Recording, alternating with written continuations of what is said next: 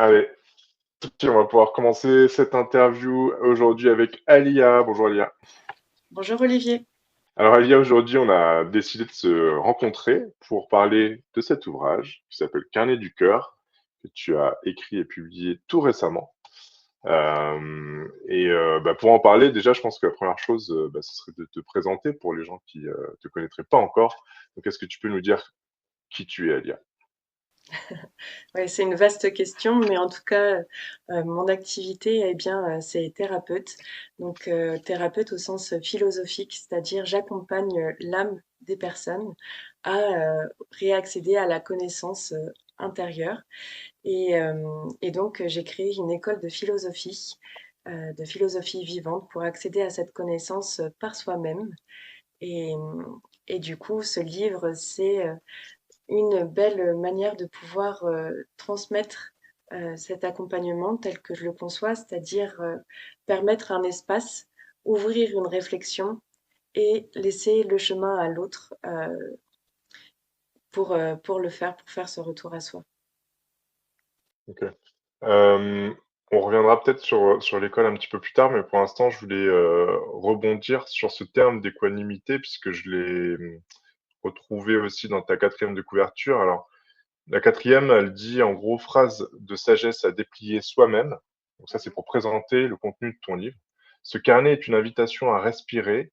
Ici, l'espace permet à la pensée d'émerger. C'est un carnet d'équanimité, un dialogue avec soi. Alors peut-être que ça pourrait euh, être intéressant que tu nous redéfinisses ce terme d'équanimité qu'on ne retrouve pas non plus tous les jours.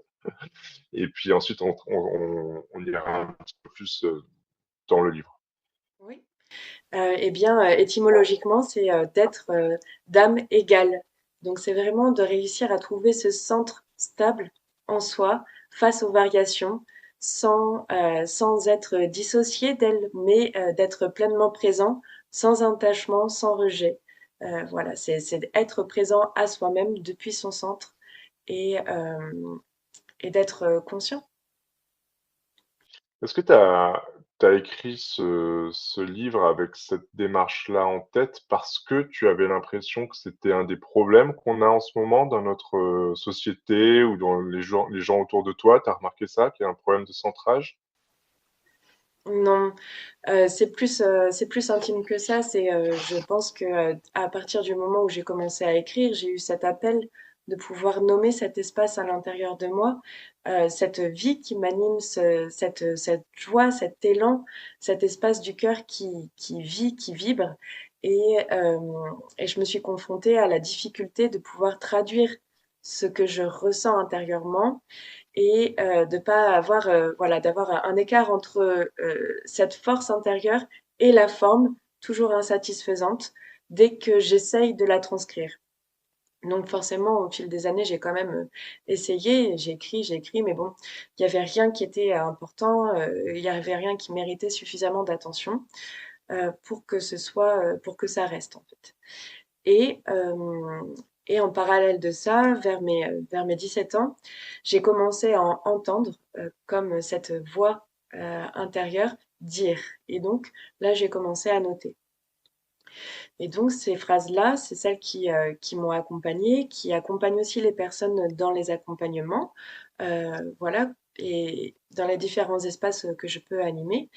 Et en fait, ces phrases-là, elles restent, elles ont une certaine universalité, une certaine sagesse, et, et en fait, peu importe le nombre d'années qui passent, c'est quelque chose qui reste. Et en fait, j'ai essayé pendant un temps de les expliquer, de les rendre euh, peut-être plus accessibles, de décrire ces phrases-là, et au bout d'un moment, donc très récemment, c'est là que je me suis rendu compte que je pouvais transmettre ce que j'ai reçu tel que je l'ai reçu, et ça suffit. Et donc, ça fait 64 phrases épurées et stables, équanimes en elles-mêmes. Elles pointent toutes, elles viennent toutes de ce point zéro en soi et elles nous permettent d'y revenir.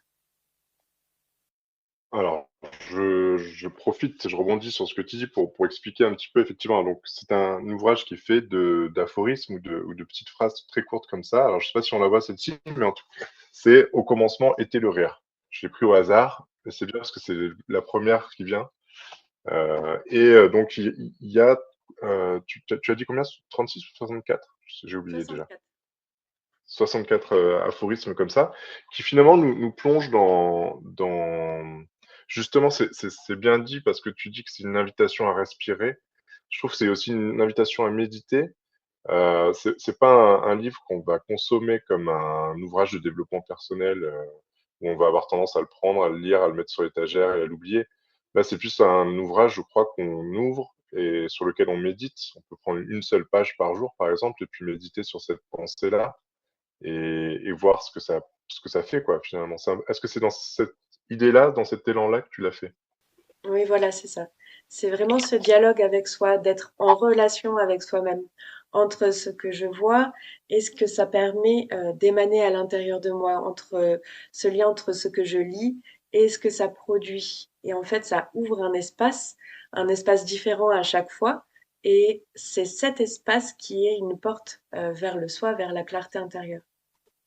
Pourquoi 64? Est-ce que c'est arrivé comme ça ou est-ce que c'est un chiffre symbolique pour toi? Donc, j'ai écrit ces phrases de manière voilà personnelle pendant toutes ces années. Et en fait, une nuit, j'ai vraiment eu cette compréhension de me dire, en fait, c'est ça que j'ai à transmettre, c'est ça que j'ai à publier. Et donc là, j'ai commencé à regrouper toutes ces phrases et à les écrire voilà sur un seul document. Donc c'était un processus comme tout processus créatif assez joyeux. Et donc je les ai écrites et quand j'ai terminé, il y en avait 64. Et ensuite, par synchronicité, j'ai découvert qu'il y a le yantra de la grenouille qui fait 60, c'est un mandala de 64 pétales.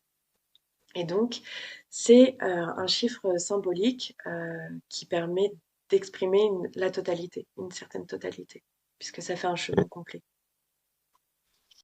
Bah, justement, est-ce que tu peux nous expliquer un petit peu quel est ton parcours intellectuel et spirituel, en quelque sorte? Quelles sont tes inspirations finalement? Et qu'est-ce qu'on peut retrouver dans ta philosophie et ou dans l'école qu'on va découvrir avec toi? C'est pas évident comme question parce que euh, pas de forme extérieure en fait.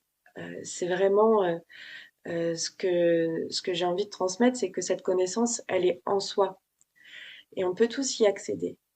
Et donc, chaque espace que j'ouvre, c'est une expérience de ça. C'est on s'y connecte et on le ressent et on le vit. Et une fois qu'on vit ces espaces, eh bien, effectivement, ça rejoint un espace de connaissance plus universel. Donc là, on peut retrouver des pensées comme Socrate ou aussi Jung, si on part beaucoup plus récemment. Il y a énormément de correspondances avec le bouddhisme aussi, et encore plus anciennement les Védas. Donc c'est tout un panel d'exploration qui pointe vers la même chose, qui exprime cette même idée que la connaissance, elle est en soi et elle existe, elle ne s'apprend pas, elle ne s'enseigne pas. D'accord. Tu t'as créé une école, comment ça fonctionne en fait? Qu'est-ce qu'on apprend dans cette école? Donc c'est une école de philosophie vivante et pour le moment, elle est en ligne de manière à pouvoir regrouper toutes ces personnes qui ont cette sensibilité où qu'elles soient. Et on vient y développer la pratique finalement de 5 sagesses. C'est la sagesse du discernement pour commencer, la sagesse qui nous permet de voir clair, de comprendre les choses, de les distinguer, de les discerner comme il faut. Ensuite, il y a la sagesse de l'accomplissement et donc de vraiment se réapproprier ce que c'est l'accomplissement, qu'est-ce que c'est être accompli et de voir que ce chemin nous conduit à l'autonomie, c'est-à-dire à trouver sa propre autorité intérieure. Ensuite, il y a la sagesse de la connaissance, c'est-à-dire connaître ensemble les choses, se relier à l'essence plutôt qu'à la forme et, euh, et donc accéder à cet espace où finalement on est tous complémentaires et être autant, d'avoir la richesse de cette incarnation, de cette diversité des personnes, voilà, de pouvoir réinvestir la diversité des personnes. Et ensuite, du coup, la sagesse du verbe. Donc là, c'est de retrouver sa responsabilité dans, l'utilisation de la parole et également dans cette conscience de qu'est-ce qu'il pense et comment je formule mes pensées, qu'est-ce que j'entretiens, qu'est-ce que je nourris, et pour moi et en relation avec les autres et le monde. Voilà, donc ça, c'est les quatre sagesses qui nous permettent d'être en lien avec une sagesse fondamentale, celle de l'équanimité. Et donc là, cette sagesse-là, elle n'a pas de cursus en particulier puisqu'elle est plus proche de la méditation. Et donc, c'est elle qui se vit dans les différents cursus. Voilà, c'est ce qui nous permet de rester stable intérieurement face aux variations. Est-ce que ce serait un gros mot que de dire qu'on est quand même dans les sciences ésotériques? On est dans une espèce de recherche, de sens, de spiritualité, mais sans forcément de dogme et sans, si je suis bien, vraiment sans forme extérieure, c'est-à-dire en allant chercher la vérité à l'intérieur de soi, finalement. C'est vraiment la définition même de la philosophie. En fait, on a une mauvaise image de la philosophie parce qu'elle est devenue académique et que on la rencontre par l'apprentissage de la pensée des autres. Mais en fait, c'est vraiment là le cœur de la philosophie. L'ésotérisme va porter sur plutôt une polarité. Euh, je je connais pas bien étymologiquement le mot ésotérisme. Qu'est-ce qu'il veut englober? Mais en tout cas, c'est pas ce que je propose. C'est vraiment la philosophie, mais la philosophie telle qu'elle est à son origine. Et donc, c'est cette connaissance vivante en soi, se connais-toi toi-même, auquel on peut reconnecter. Et je voulais rebondir aussi sur ce que tu as dit un petit peu avant, parce que tu disais que tu avais entendu des enseignements, pour pas dire des voix, parce que ça fait un peu creepy, ça fait un peu médium sur les bords, mais au final, Jung aussi entendait des enseignements par des personnages qu'il invoquait pendant son imagination active, ce qu'il appelait l'imagination active. Et j'ai l'impression que c'est un peu ce que tu encourages à faire aussi, c'est d'aller chercher en soi des parts d'êtres qui sont, je sais pas si c'est soi ou si c'est hors de soi, mais en tout cas, il y a de la vérité qui parle en soi. C'est ça qu'on va chercher dans la philosophie vivante. Oui, c'est ça. En fait, il y a plusieurs espaces, il y a plusieurs types de voix, on va dire. Pour moi, il y a vraiment ce carnet du cœur qui s'exprime depuis le centre. Quand notre alignement interne complet de nos corps se fait, eh bien, c'est le cœur qui s'exprime. Donc, c'est pas simplement être dans le côté émotionnel du cœur. Non, c'est vraiment ce temple cœur, cet espace intérieur de sagesse, ce royaume de Dieu qui est en soi. Eh bien, il y a cet espace qui n'est pas personnifié. Donc ça, c'est un premier espace auquel on peut se connecter et celui vers lequel on souhaite tous tendre, ce royaume de Dieu en soi. Eh bien, c'est ce temple de sagesse qui abrite toute la connaissance. Et donc ici, il n'y a pas de personnification de la voix que l'on entend. Et après, donc là, c'est peut-être que je vais présenter la matrice Axis, la cartographie que j'ai créée. Ça permet de mieux comprendre que effectivement, quand on est dans un autre espace, dans une autre polarité de soi, eh bien, ces voix qu'on entend vont porter d'autres formes. Elles vont commencer à se personnifier parce que tout simplement, on va remettre du mental, on va remettre un voile entre ce qui est et ce que l'on perçoit. Et il n'y a pas d'échelle de bien ou de mal avec ça, hein, c'est juste différents spectres d'expérience. Ouais, c'est un peu comme si on prenait l'exemple de la vie éveillée. qui est sur un mode de langage, voilà, qui est basé sur du sens logique, etc. Ensuite, on regarde dans les rêves, on sera plutôt sur un mode symbolique, avec un échange d'informations aussi, mais codé. Et puis ensuite, au-dessus, on a plutôt la zone archétypale, on va dire. Et donc, à chaque niveau, on a peut-être la même source de vérité, mais c'est pas la même forme. Voilà, la vérité, elle se reçoit de différentes manières avec ces quatre plans que tu évoques. Donc, le premier plan, si on illustre, ça serait, voilà, je prends un livre ou une vidéo, peu importe, hein, où j'échange avec une personne. La vérité que j'entends, que je lis, elle va faire écho à ce que je reconnais comme étant vrai en moi. Donc il y a un support extérieur vivant ou matériel qui me permet de faire ce lien avec ce que je sais intérieurement. Ça fait miroir, ça le révèle, mais de l'intérieur. Sur le plan plutôt astral, eh bien, c'est tout ce qui est émotionnel. Et donc là, ça va vraiment être le symbole.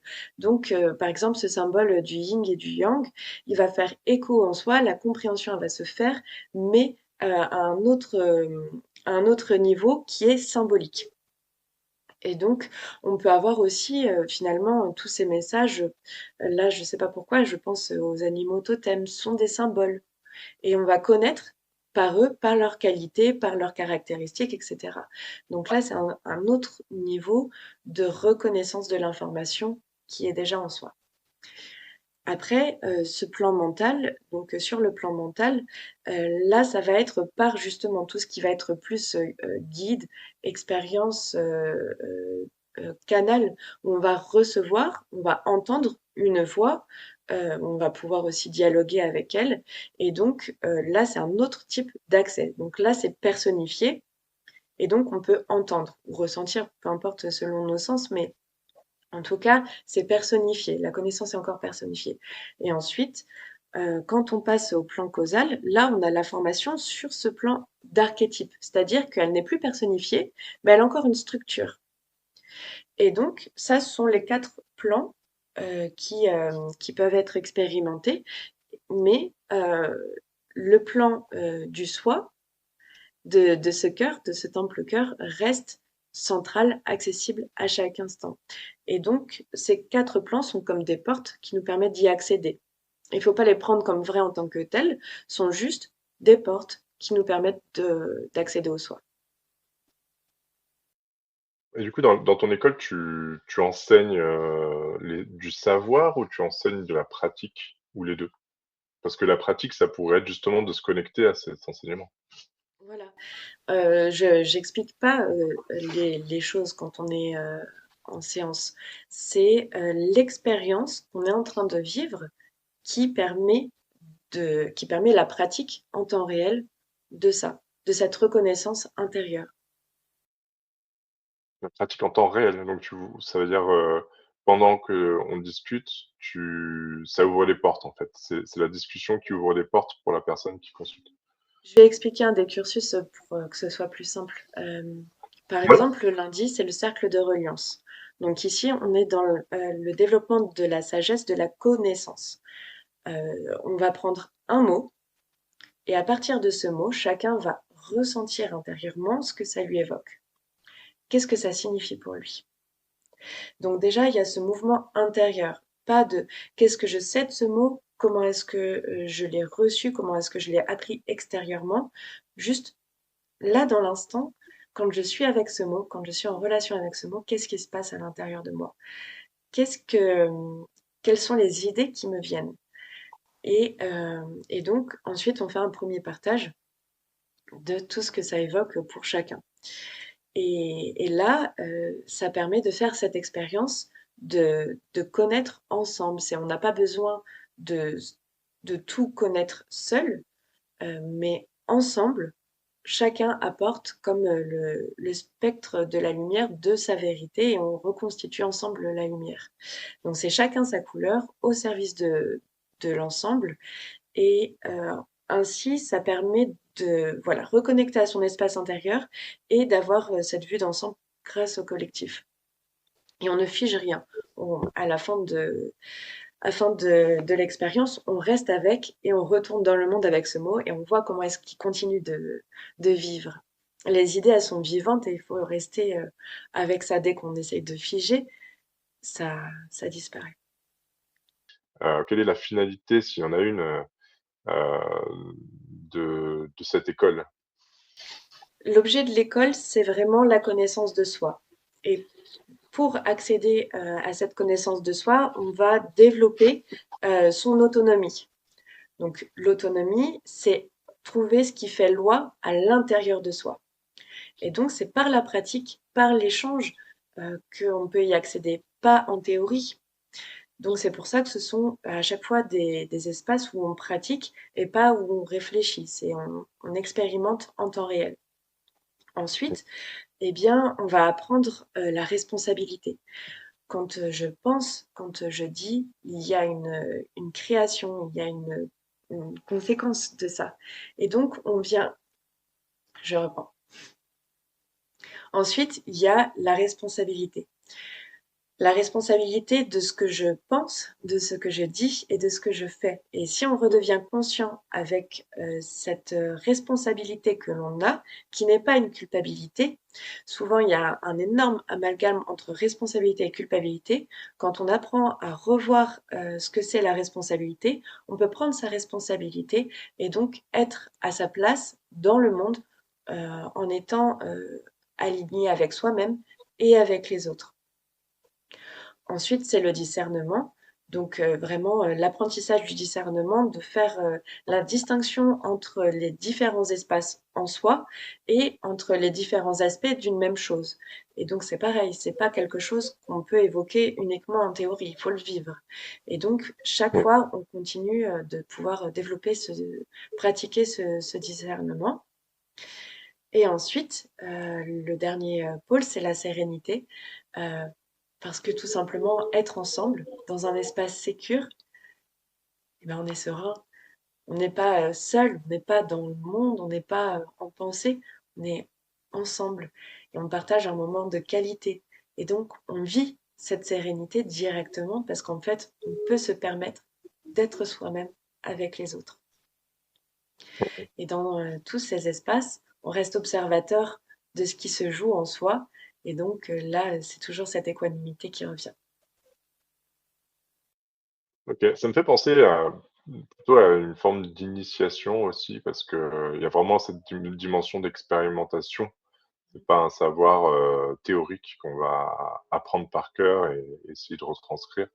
On va vivre les choses et en les vivant, on progresse forcément, on s'élève et on change en fait, hein. C'est pas une initiation rituelle, c'est-à-dire que c'est une initiation autonome. C'est chacun va évoluer selon son propre rythme, selon les espaces qu'il a envie d'explorer. Et donc, c'est une auto-initiation, c'est un accompagnement à l'auto-initiation. Et donc pour se repérer dans l'espace et dans le savoir et les connaissances que tu nous permets d'explorer dans cette école, tu as donc développé un modèle dont on avait un petit peu parlé avant cette interview, et qui est très impressionnant parce qu'il est très riche, il est très complet. Et il t'est venu aussi un peu, voilà, dans cette phase de recherche avant de lancer l'école et avant de faire ton livre, et que tu appelles la matrice Axis ou l'Axis matrice. Est-ce que tu peux nous en dire plus? Oui, alors elle est le résultat de vraiment d'années de recherche et de pratique. Donc, en fait, j'étais sur le point de publier un autre livre, celui-ci, donc Rêve accompli, le carnet, qui permet d'accompagner les personnes au quotidien dans cette démarche. Et quand j'étais sur cette relecture avant la publication, il s'est passé quelque chose de vraiment très, très, très agréable. C'est-à-dire que toute la méthodologie que j'avais développée, eh bien, elle s'est transcendée elle-même. J'ai commencé à voir comment est-ce qu'elle existait indépendamment de comment est-ce que moi je l'avais pensée. Et beaucoup de synchronicités se sont faites avec justement d'autres enseignements comme les Védas ou encore récemment Jung. Et donc ça permettait de voir que quelle que soit la culture, quelle que soit l'époque, eh bien, les mêmes choses, les mêmes événements, éléments revenaient. Et, euh, et donc, elle a commencé à exister par elle-même, euh, au-delà d'un suivi en fait journalier, dans une forme. Excuse-moi, c'est peut-être un peu confus, mais c'est pas encore évident pour moi d'en parler succinctement. Donc, ça permet d'accéder à cette forme. Donc, la matrice Axis, c'est un cercle, tout simplement. Dans ce cercle, il y a une croix qui va donc jusqu'aux extrémités. Donc, c'est un cercle divisé en quatre par une croix. Et au centre de ce cercle, il y a le point zéro. Et grâce à cette simple forme géométrique, eh bien, ça permet d'accéder à cette connaissance de soi et de pouvoir accéder à la compréhension de comment est-ce que, au travers du temps, les personnes ont essayé de partager ces mêmes aspects-là, ces mêmes polarités finalement de la conscience humaine. Mhm. Tu sais, ce qui serait génial un jour, c'est qu'on fasse une interview où tu nous présentes en fait la matrice Axis avec des planches. Je pense que ce serait super intéressant, mais j'imagine que c'est ce que tu fais à l'école en fait, où tu partages justement ces planches pour que chacun puisse ensuite se les approprier un petit peu. Est-ce que tu peux nous expliquer à partir de cette structure en croix assez simple, assez basique, mais dans le bon sens du terme, tu peux la décliner ensuite dans plein de champs différents en fait, c'est ça, hein? En fait, pourquoi la décliner? C'est juste de permettre d'avoir un pont entre la personne et son référentiel. On est tous différents, on a tous eu une éducation différente et donc on a un référentiel qui est différent. Et pourtant, on tend vers cette même chose, vers cette expérience de soi et, euh, et le chemin est le même. Et finalement, transcrire cette matrice Axis avec les différentes planches, c'est permettre ce pont entre ce qui est en tant que structure archétypale et la personne. Et donc, ça vient rencontrer son langage. Donc, par exemple, si une personne est plutôt axée sur la psychanalyse, la psychologie, tout cet aspect, on va dire, de connaissance mentale de l'humain, eh bien, il y a la planche qui permet cette rencontre-là.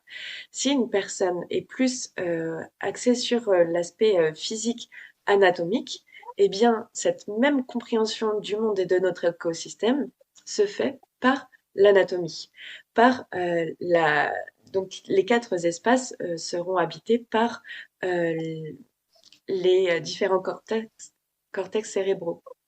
Voilà. Si c'est une personne dont la religion est importante, eh bien, elle a déjà des codes qui ont été reçus grâce à ça. Et donc là, par le christianisme, par exemple, on peut, et le symbole de la croix, retrouver la même compréhension et la même diversité de compréhension que par les autres planches.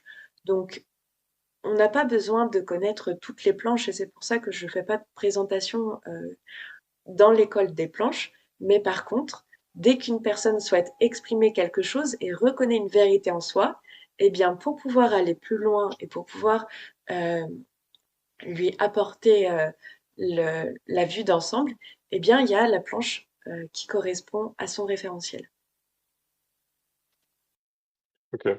Et pour en revenir un petit peu donc à ton livre, alors déjà je note que le symbole qui fait office d'illustration sur la couverture est très ressemblant avec ton premier ouvrage. Est-ce que tu peux nous... Et je sens qu'il y a des symboles cachés, tu sèmes des bribes d'informations ici et là. Est-ce que tu peux nous expliquer ce qu'il y a quel sens il y a derrière ce symbole du rond avec un vide au milieu? Un donut, en fait, hein, c'était ça? C'est c'est simplement une passion pour les donuts, c'est ça? C'est exactement ça, mais c'est la passion du donut, mais énergétique, quoi. En fait, ce symbole, il exprime tout justement et tout dépend de ce plan de lecture auquel on se situe parce que finalement, il trouve son explication différemment selon tous les plans euh, de connaissances. Donc, lequel, lequel évoquer en premier? Peut-être justement donc ce donut, mais donc énergétique, c'est-à-dire qu'on est un champ électromagnétique et donc il y a tout un torus autour de nous. Donc en fait, on est nous-mêmes à l'intérieur de ce donut. Donc l'énergie circule et plus l'énergie circule avec une conscience centrée dans ce centre, plus le rayonnement va être fluide et naturel et retrouver donc toute la fluidité de la vie.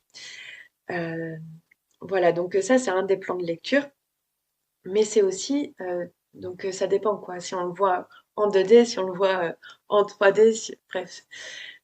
C'est pour moi cette manière de représenter le fait que on est un au centre euh, d'une unité. On est un point de lumière dans la totalité. Mais ce point de lumière, il a aussi une couleur. Donc c'est pour ça que, eh bien, il y a quand même une couleur ici. C'est comment est-ce qu'on peut accéder à sa singularité et l'incarner pour la rayonner, pour la transmettre, pour la partager. Et, euh, et chacun donc a sa propre couleur. Et donc plus on est centré dans ce torus, plus on peut émaner cette propre couleur. J'avais bien aimé, tu avais parlé de comme les vitraux de l'église en fait, qui ont leur couleur. C'était quoi? Tu peux nous rappeler cette métaphore qui est super sympa. Eh bien, on a cette étincelle divine en nous qui est vraiment cette pure lumière.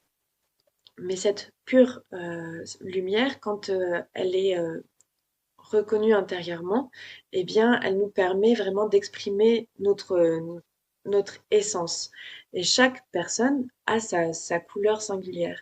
Donc, on n'a pas à être tous pure lumière. Souvent, on entend, moi, je veux être lumière et je suis lumière, etc. Et en fait, euh, eh bien, on l'est déjà par essence.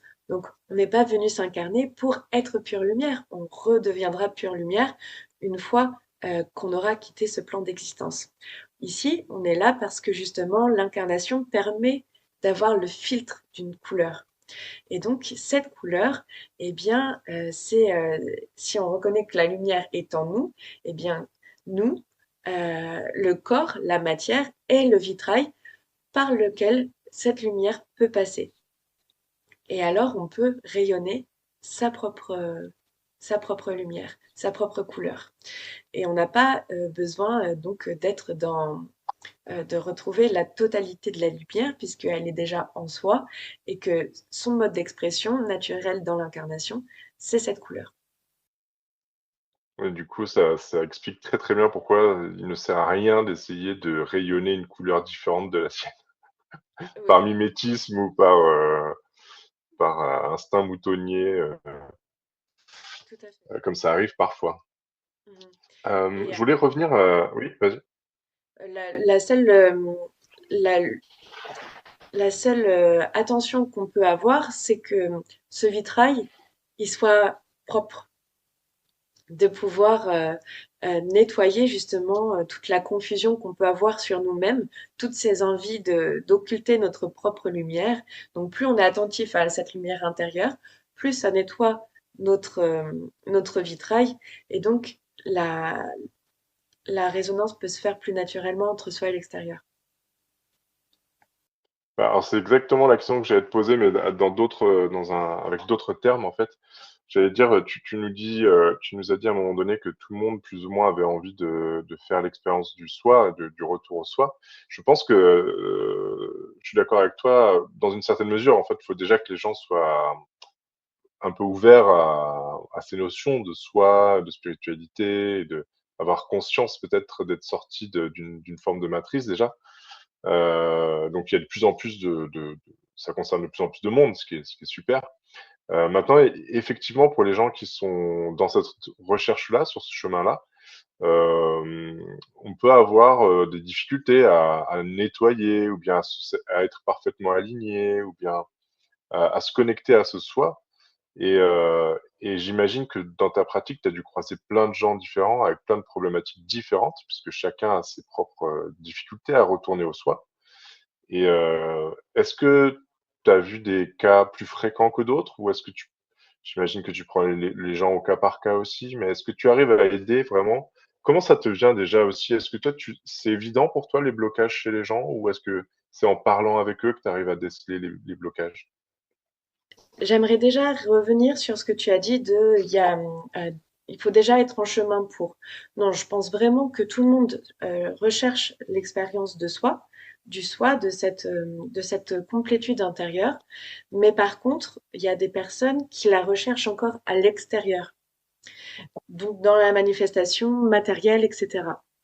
Donc la bascule, c'est de vraiment comprendre que ce chemin, il se fait à l'intérieur et pas à l'extérieur, que c'est par l'intérieur qu'on va manifester à l'extérieur. Mais en soi, l'être humain n'a de cesse que de faire ce chemin-là. C'est juste sur le comment où, eh bien, on fait tous différemment. Et pour accompagner les personnes, ce qui est assez intéressant, c'est que justement, grâce à la matrice Axis, comme c'est une cartographie de la conscience et de ses polarités, eh bien, je ne peux pas être perdue, je ne peux pas être dépassée, parce que c'est une vue d'ensemble. Comme il y a quatre polarités, et ces quatre polarités ont tous un extrême et une carence. Eh bien, quand une personne se présente à moi, eh bien, c'est assez évident de voir où est-ce qu'elle est en carence, où est-ce qu'elle est en excès, et comment est-ce qu'on, du coup, elle peut revenir au point zéro dans cet aspect-là et dans l'ensemble donc de sa constitution. Donc c'est vraiment rapide, c'est efficace parce que on comprend tout simplement comment est-ce qu'on fonctionne. Quand on va voir quelqu'un et que la personne n'a pas cette vision claire, eh bien on peut passer beaucoup de temps parce qu'on est dans un espace de recherche finalement de quelque chose. Mais quand on sait déjà, eh bien on le voit, on le nomme, on le reconnaît et les choses elles se dissolvent assez naturellement. Ce point zéro auquel on essaie de revenir, est-ce qu'une fois qu'on y est, c'est un peu acquis, on y reste en règle générale, ou est-ce qu'au contraire, la vie et les événements de la vie a toujours tendance à nous désaxer et on doit toujours opérer un mouvement de retour, quoi. La constance première, je pense, de la vie, c'est son impermanence. Donc, c'est ce va-et-vient entre soi et l'extérieur. Et plus on habite ce centre, plus il est stable, mais il n'a pas besoin d'être permanent. C'est-à-dire qu'il y a une expérience qui, à un moment donné, va nous amener à renaviguer à l'extérieur. Mais finalement, c'est la fluidité et la facilité avec laquelle on revient au centre et dans lequel on peut y demeurer de plus en plus longtemps, qui évolue avec le temps, mais elle n'a même pas besoin d'être d'être totale, d'être immuable, parce que justement, la vie, c'est ce mouvement, c'est ce chemin entre soi et l'extérieur et ce centre. Mm. Ouais, et puis je voulais revenir aussi, je pense que c'est assez important de rappeler que certes, il y a ce chemin très spirituel hein, de recherche, de retour au soi, qui est une source de vie, source spirituelle. Mais dans la croix, on en avait parlé ensemble, il y a également une horizontalité qu'il ne faut pas négliger et qui est la vie du quotidien avec ses aspects pas forcément toujours très lumineux et angéliques. C'est la vie du quotidien, quoi. Et elle est hyper importante aussi, quoi. Hein. Oui, c'est ça, c'est que ce soi, il existe dans ces quatre polarités, et dans le physique, et dans l'émotionnel, et dans le mental, et dans la conscience. Et les quatre sont à habiter avec autant de plaisir parce que quand on est au centre, voilà, c'est régulier. Il n'y a pas un domaine qui est plus important qu'un autre. Ce sont ces quatre pôles de l'existence qui sont à habiter tout simplement. Donc notre corps physique, il est à nourrir, il est à vêtir, il a des besoins. Et aussi, du coup, notre habitat, par extension, a des besoins d'entretien, etc. mais c'est la même chose. Toujours, quand on est au centre, on peut nourrir ces quatre domaines, ces quatre polarités. Je suis retombé dans ton livre, j'ai ouvert une page au hasard et je suis tombé sur dessin, enfiler son étoile chaque matin. Enfiler son étoile chaque matin, est-ce que ça veut dire justement chaque matin, chaque journée passée dans cette incarnation, la démarrer avec parce que l'étoile, ça symbolise aussi la spiritualité, ça symbolise beaucoup de choses. C'est l'étoile qui nous protège aussi, croire en son étoile. Donc c'est partir un peu le matin avec le cœur rempli de cet espoir aussi. Et puis ça, moi, ça me rappelle aussi donne-nous aujourd'hui notre pain de ce jour. C'est un peu se lever le matin en se disant qu'on va avoir dans la journée sans doute une nourriture spirituelle. Comment tu l'as vu, tu l'entends, toi, cette phrase? C'est là où c'est vraiment intéressant, c'est que c'est à chacun de l'habiter avec l'espace où il est, etc. Il y a comment est-ce que je l'ai reçu à l'époque et comment je le vois aujourd'hui.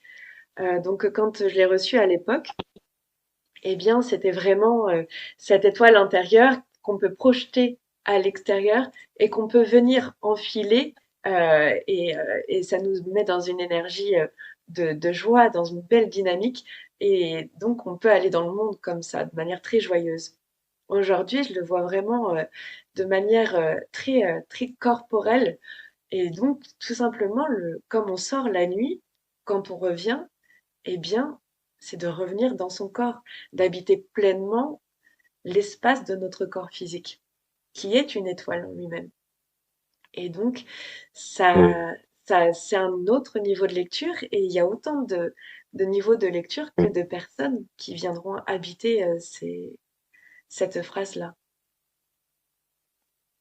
Mm. Ouais, c'est marrant parce que j'avais pas du tout perçu ce niveau physique justement de l'étoile aussi qui peut effectivement représenter le corps humain, quoi. Donc ça c'est fascinant tous ces niveaux de lecture et c'est ce que permettent aussi les phrases courtes ou les aphorismes ou ces formes de pensée transmises de manière très concise, très simple, mais en même temps extrêmement riche et dense. C'est d'atteindre différents niveaux de lecture, quoi, et ta matrice Axis, ou je sais jamais si c'est l'un ou l'autre, ou Axis matrice, mais elle permet ça aussi, elle permet de toucher vraiment différents niveaux de conscience et de connaissance, et ça en fait vraiment, je trouve, un outil extrêmement riche et précieux, quoi. C'est ça, c'est vraiment dans cette idée de ne pas figer les choses. Il faut que ça, les espaces qui sont permis, que ça reste vivant, que ça ne devienne pas une nouvelle croyance, que ça ne devienne pas quelque chose qui réenferme à nouveau. Non, il faut laisser l'espace mobile, vivant et souple. Donc tu me disais ouais, que ton école ouvrait officiellement le 1er mars, c'est bien ça? Oui, c'est ça. Avec quatre classes, donc une classe par jour. C'est une école avec un cycle, avec un rythme singulier, c'est-à-dire que c'est 3 fois 3 mois. Donc, quand on entre dans l'école, c'est pour 3 mois et on va maintenir cette présence à soi, dans l'expérience et aussi au groupe pendant 3 mois. Et ça peut être juste un soir par semaine ou quatre, selon ce que l'on souhaite explorer. Et ensuite, il y a un mois d'intégration et on reprend encore 3 mois, une intégration d'un mois et on reprend encore 3 mois. Et donc, chaque cycle permet d'avoir une couleur vibratoire aussi liée à la saison dans laquelle on est. Donc, on commence avec l'éveil sur mars, avril, mai, juin en intégration. Ensuite, on va aller explorer plutôt la création et un temps d'intégration. Et après, on ira dans le dépouillement. Voilà, donc ça, c'est le premier cycle pour l'année à venir. Très bien. Et donc tout le monde travaille sur les mêmes choses ou c'est individuel ou parce que là j'ai l'impression qu'il y a trois grands axes, C'est un mais peu chacun avance à son rythme, quoi. général du trimestre, quoi. Et à l'intérieur de ça, eh bien, c'est selon ce que l'on a le plus besoin de développer, soit le discernement, soit l'autonomie, soit, comment dire, la sérénité ou alors la responsabilité. Selon l'espace qui nous appelle, eh bien, il y a une classe différente pour chacun. Et, euh, et donc voilà, c'est pour ça que c'est une fois ou 4 fois par semaine, selon ce qu'on a envie euh, de pratiquer. D'accord. Et donc, si on veut s'inscrire, comment on fait? Bah, tout simplement en ligne, en m'écrivant, en me contactant, voilà, sur le site. Le site, c'est philosophievivante.fr. Ok. Bon, on mettra l'adresse dans la description de la vidéo. Pour tous ceux qui veulent en savoir plus sur cette matrice Axis, alors, je vous recommande d'aller voir le site de Alia et puis de vous inscrire. Et puis, j'espère qu'on aura l'occasion de discuter dans quelques mois de ça, de l'évolution et du travail que vous avez fait avec tes élèves.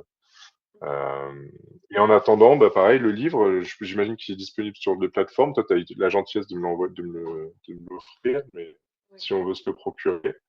Voilà, sur Amazon directement, ou, c'est pareil, je pourrais apporter une petite dédicace végétale avec un trèfle si les commandes me sont adressées directement, ça sera aussi très sympathique. Je sais pas si je pourrais en offrir à tous tes lecteurs, mais bon, en tout cas, peut-être aux premiers qui passeront commande. J'ai la chance de les trouver en continu, donc j'ai pas de doute là-dessus que chacun qui m'écrit individuellement pourra en avoir un. Bon, merci à Alia pour ton temps et de nous avoir présenté ton modèle, ton école, ton livre. Et je te souhaite beaucoup de succès et je te dis à très bientôt. Merci beaucoup, merci pour l'invitation et merci à tous ceux qui nous ont regardés. Merci.